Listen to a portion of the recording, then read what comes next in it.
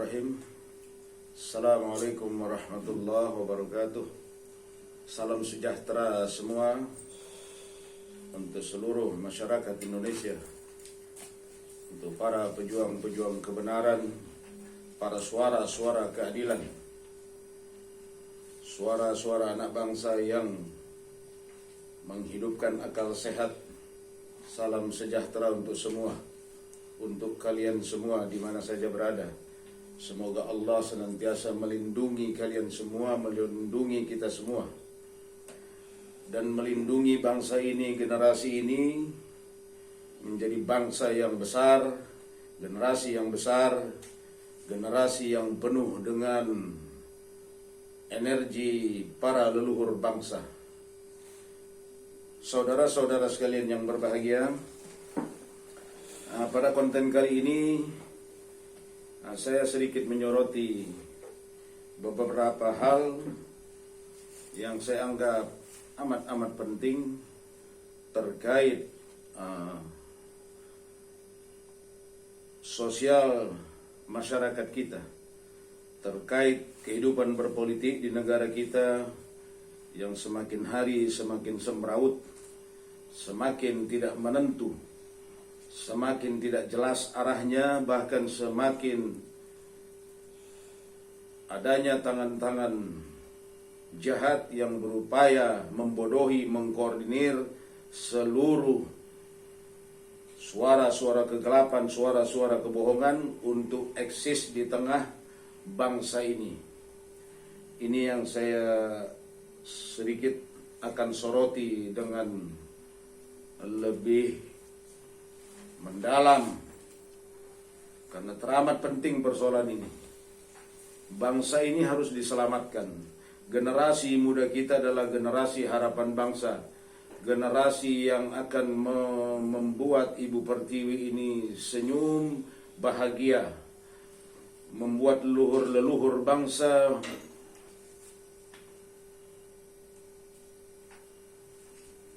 puas dan bangga dengan perjuangan mereka, insyaallah ta'ala.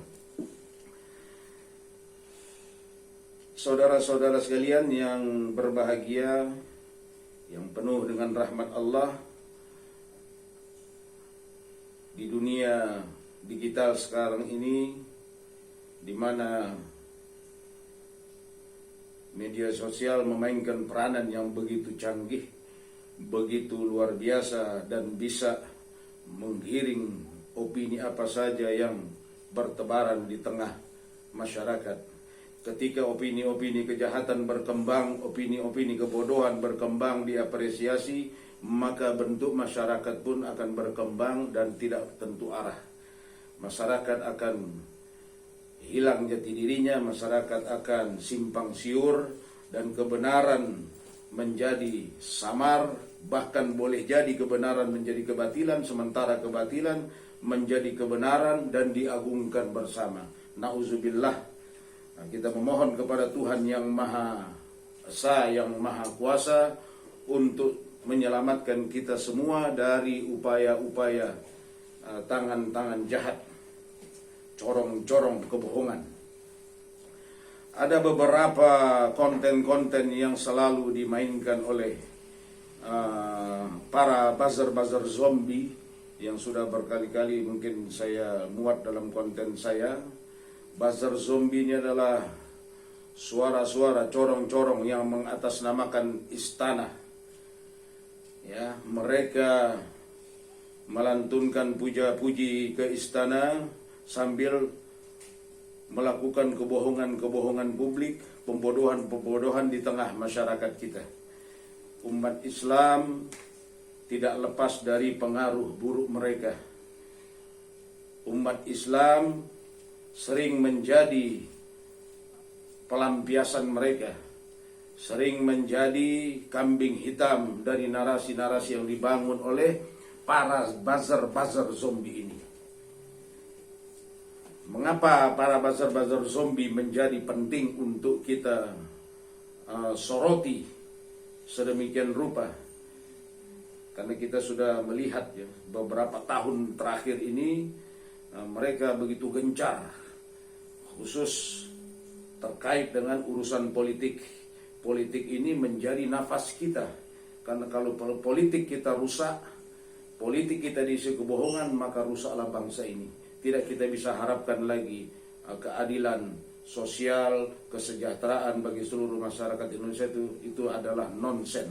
Yang ada tipu daya, saling caci maki, saling membangun kebencian sesama anak bangsa, saling tuding sana sini, kemudian menjadikan Bhinneka Tunggal Ika, menjadikan Pancasila barang rongsokan di mulut mereka. Karena untuk menipu mereka teriak tinggi-tinggi, besar-besar tentang NKRI harga mati, Pancasila harga mati, padahal isinya semua kebohongan dan penipuan. Tidak kita dapati ketika mereka teriak NKRI harga mati, Pancasila harga mati, kemudian masyarakat ini tentram dalam kehidupan yang damai, tentram dalam rasa belas kasih. Justru terpecah-pecah bangsa ini, terpecah-pecah masyarakat ini. Ini ironi sekali.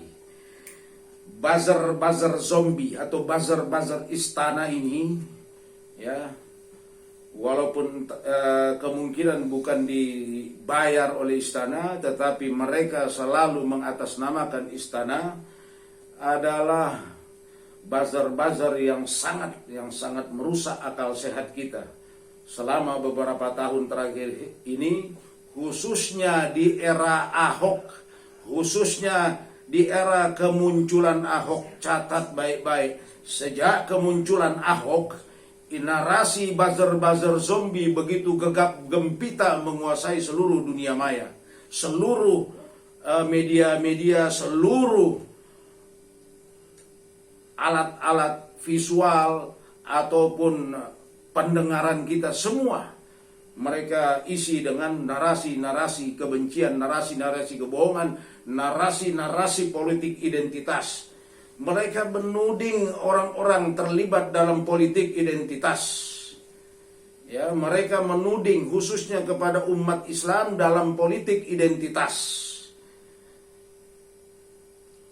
Padahal mereka yang tengah memainkan politik identitas yang merusak bangsa ini, merusak agama ini, yaitu agama Islam. Khususnya agama Islam dirusak oleh narasi-narasi para buzzer zombie. Narasi para buzzer zombie ini berisi Islamfobia. Narasi para buzzer zombie ini berisi disintegrasi bangsa, arahnya Islamofobia. Siapa mereka? Saya sudah berkali-kali mengulang mereka. Mereka ini kalau saya bilang ini berjumlah 13 orang, angka sial mereka ini. Termasuk Ahok saya masukkan kepala buzzer zombie.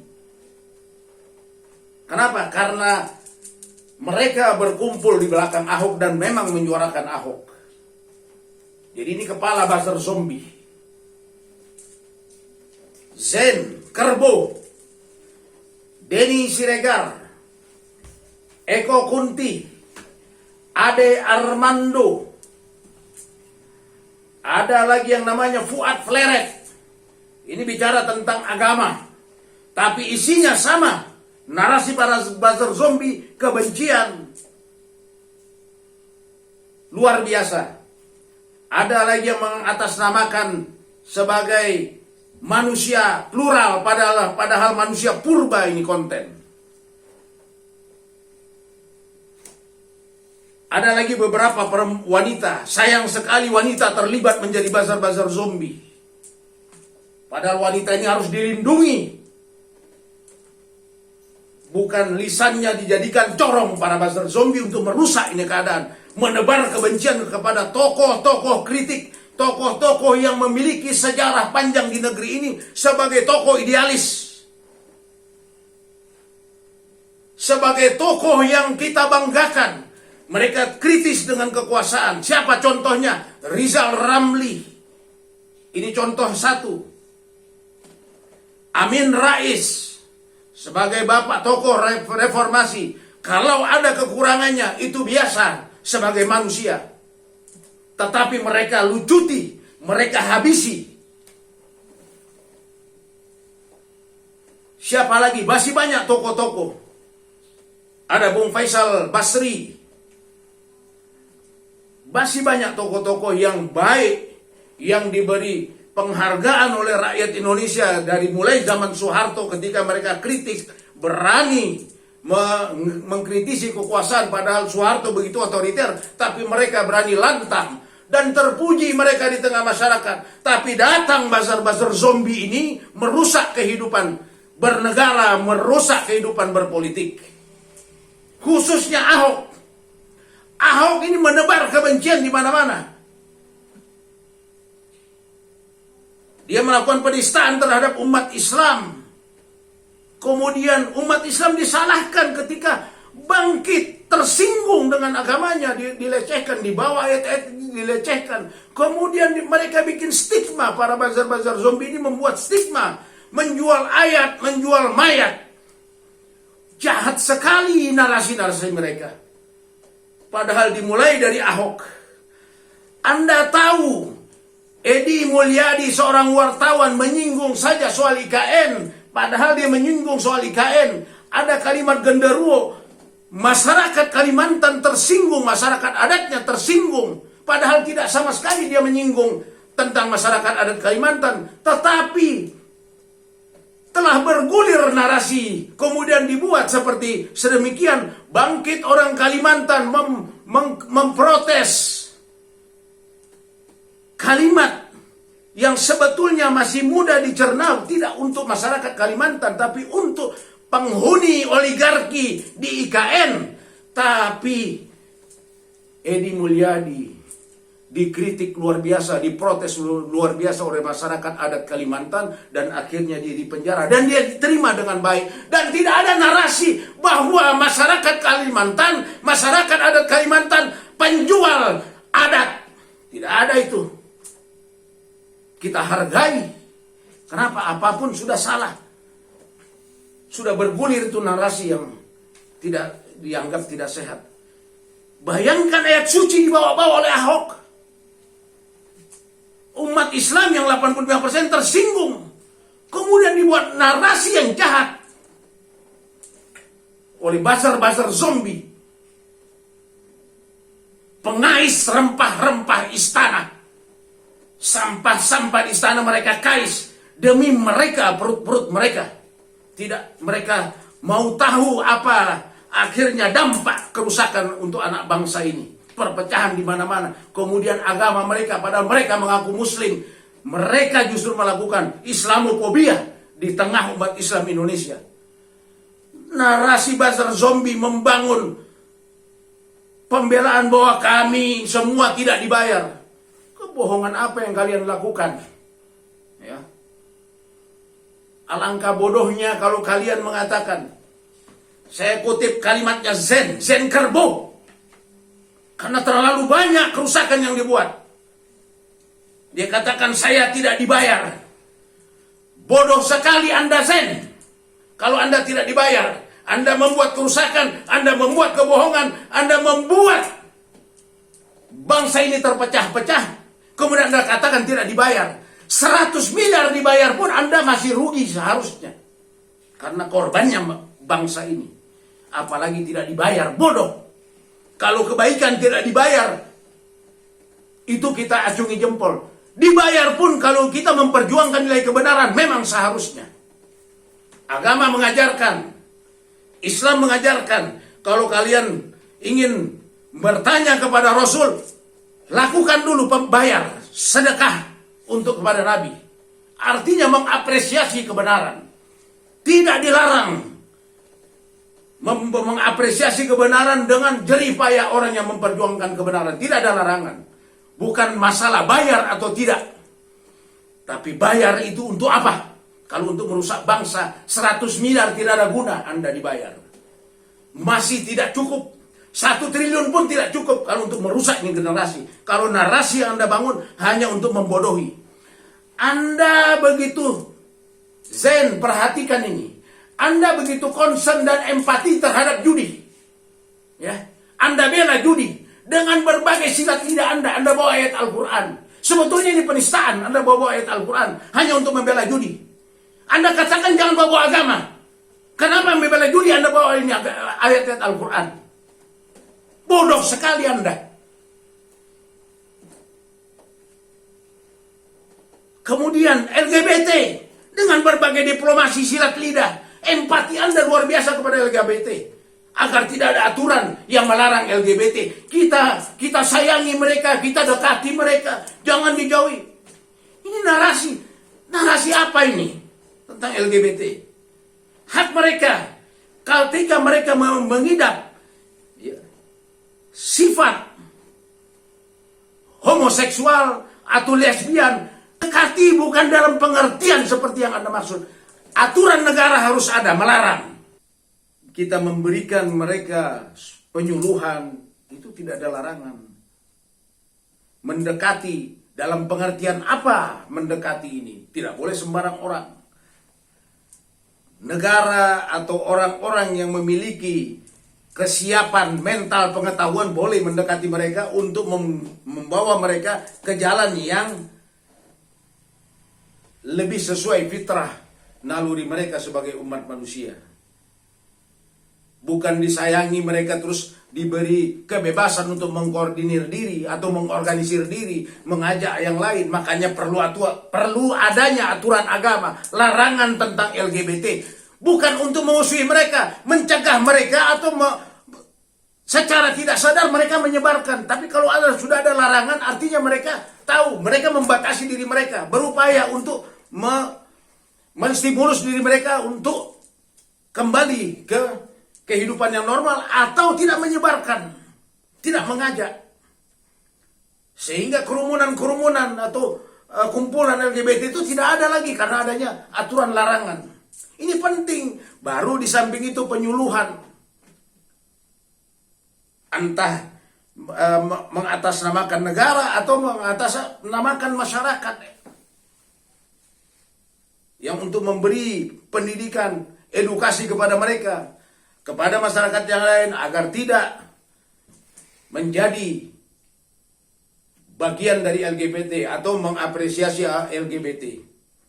Kita tidak larang. Ya, tapi aturan pemerintahan, aturan negara perlu.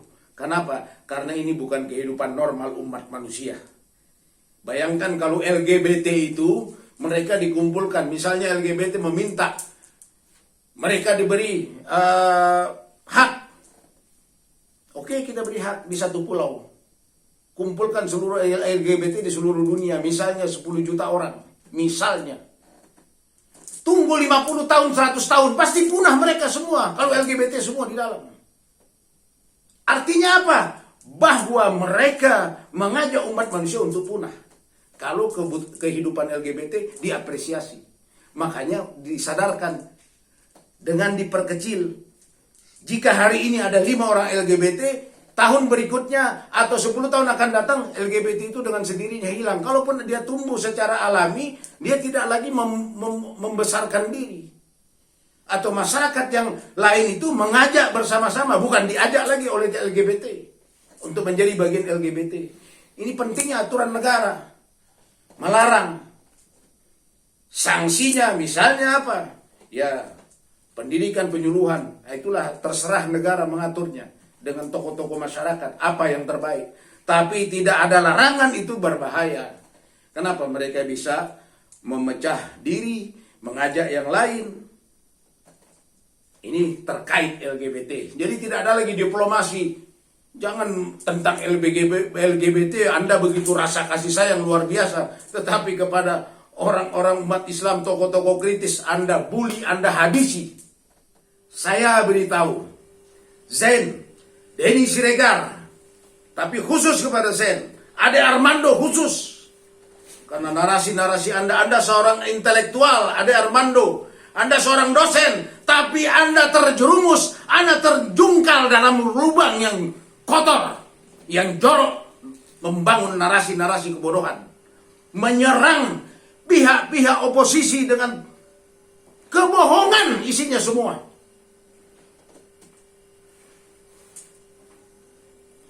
Zen, perhatikan, ya, Anda membangun narasi kebencian bukan hanya antar tokoh politik, Tetapi antar etnis Anda ciptakan kebencian terhadap etnis Arab.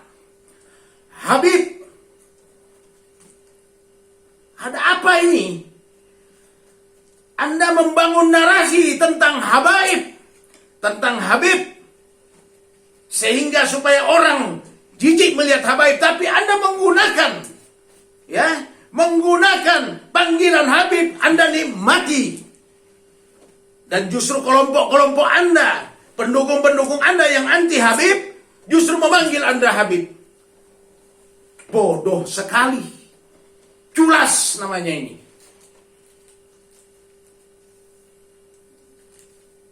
Menggugat Habib, tapi dia menikmati Habib. Keribu apa? Kerbau.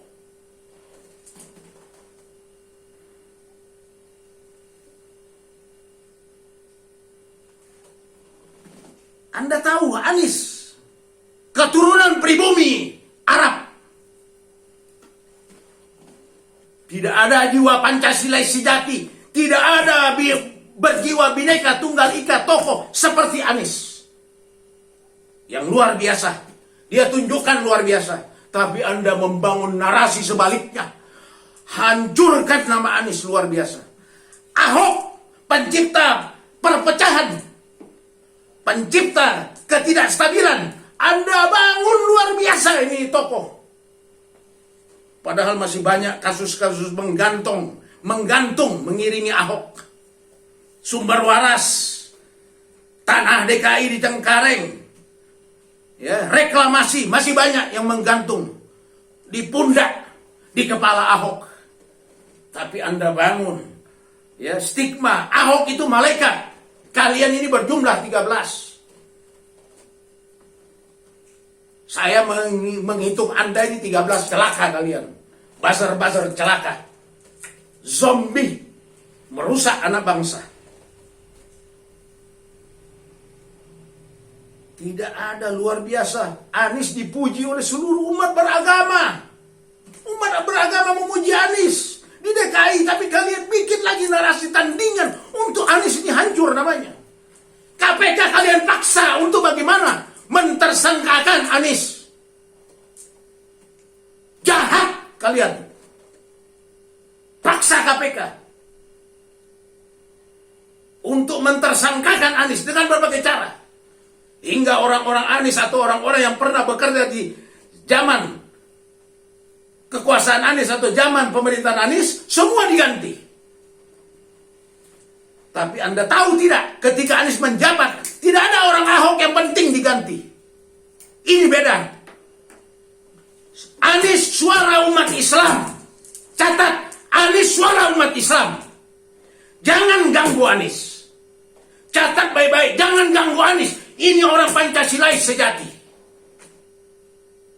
Orang Bhinneka Tunggal Ika sejati. Melindungi semua dari Sabang sampai Merauke. Tidak ada yang dipecah belah. Catat baik-baik ini. Nanti akan saya sambung lagi. Terima kasih.